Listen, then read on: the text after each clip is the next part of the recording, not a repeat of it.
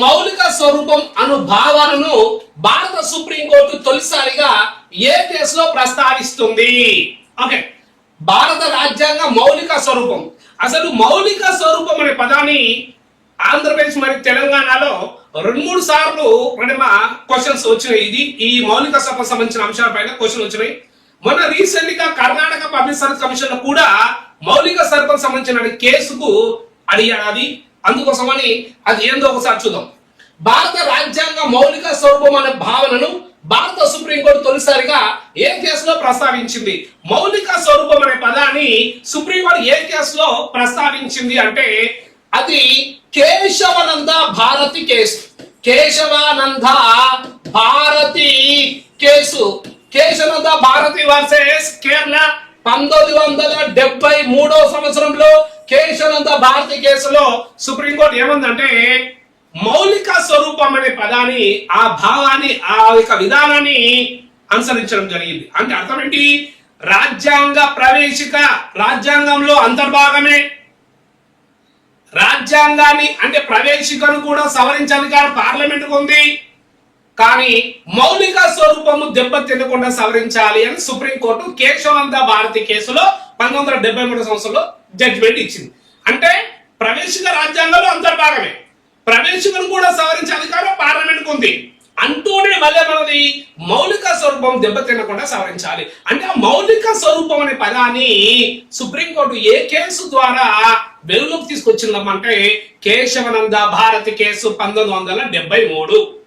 కేశవానంద భారతి కేసుకు సంబంధించినటువంటి ముఖ్యమైనటువంటి సమాచారం ఇప్పుడు రాబోతున్నటువంటి పోటీ పరీక్షలన్నింటిలో కేశవానంద భారతి కేసు నుండి బిట్లు ఏంది పేపర్ ఉండదు. ఎందుకంటే ఇటీవల కాలంలో కేశవానంద భారతి కేసు సంబంధించినటువంటి జడ్జిమెంట్స్ కానీ ప్రొసీడింగ్స్ కానీ వాటికి సంబంధించిన అంశాలు 10 భాషలలో విడుదల చేశారు. ఆ 10 భాషలలో తెలుగు భాష కూడా ఒకటి ఉంది. ఇది కరెంట్ పాలిటీ. కాబట్టి ఇక్కడ మనం అడిగిన దానికి క్వశ్చన్ ఒకసారి చూద్దాం. ఇక్కడ ఏమన్నాడు? మౌలిక స్వరూపం అనే భావాన్ని సుప్రీంకోర్టు ఏ కేసు ద్వారా వెలుగు తీసుకొచ్చిందంటే కేశవానంద భారతి కేసు. మరి ఇచ్చిన ఆప్షన్స్ లో కేశవానంద భారతి కేసు ఎక్కడ ఉందో చూద్దాం. ఫస్ట్ ఆప్షన్ ఏమన్నాడు? మినర్వా మిల్స్ వర్సెస్ కేంద్ర ప్రభుత్వం. మినర్వా మిల్స్ కేసు ఎప్పుడు? 1980. Next one Maneka Gandhi versus కేంద్ర ప్రభుత్వం. మేనకా గాంధీ కేసు ఎప్పుడు? 1978. Next Keshavananda Bharati case 1973. Next Golaknath case 1967. మరి ఇక్కడ ఇచ్చినటువంటి ఆన్సర్ ఏంటంటే మనకు సరైన ఆన్సర్ ఏంటంటే ఒకటి కేశవానంద భారతి కేసు అనేది సరైనటువంటి ఆన్సర్. ఓకే, మౌలిక స్వరూపం అనే భావాన్ని వెల్లు తెచ్చినటువంటి case Kesavananda Bharati case. Right, next one. స్వతంత్ర భారతదేశ మొదటి కేంద్ర న్యాయశాఖ మంత్రి ఎవరు అంటున్నాడు. స్వతంత్ర భారతదేశానికి మొదటి న్యాయశాఖ మంత్రి ఎవరు? 1947 ఆగస్టు 15న భారతదేశానికి స్వాతంత్రం వచ్చిన తర్వాత మన భారత ప్రభుత్వం ఏం చేసిందంటే 14 మంది మంత్రుల చేత ప్రభుత్వాన్ని ఏర్పాటు చేసుకుంది. అందులో జవహర్లాల్ నెహ్రూ ప్రధానమంత్రిగా.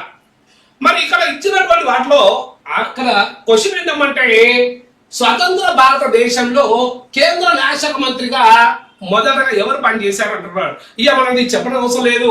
అంటే మా భారత రాజ్యాంగంలో కీలకమైనటువంటి వ్యక్తి, భారత రాజ్యాంగ నిర్మాత, భారత రాజ్యాంగ పితామహుడు అయినటువంటి డాక్టర్ బిఆర్ అంబేద్కర్ గారు మన న్యాయశాఖ మంత్రిగా మొదటి న్యాయశాఖ మంత్రిగా పనిచేయడం జరిగింది.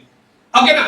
అలా మన భారత రాజ్యాంగ ముసాయిదా కమిటీలో మొత్తం సభ్యులలో, రాజ్యాంగ ముసాయిదా కమిటీలోని సభ్యులలో డాక్టర్ బిఆర్ అంబేద్కర్ దానికి చైర్మన్ గా ఉండి దాని యొక్క ముసాయిదా విధానాన్ని ముందుకు నడిపించాడు.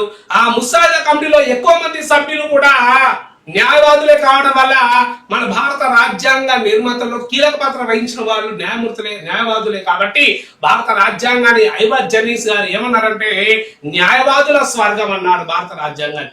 కాబట్టి ఎవరు చూస్తేనే అర్థమైపోతుంది డాక్టర్ బిఆర్ అంబేద్కర్ గారు మొదటి న్యాయశాఖ మంత్రి అని తెలుసు. Okay, right, next.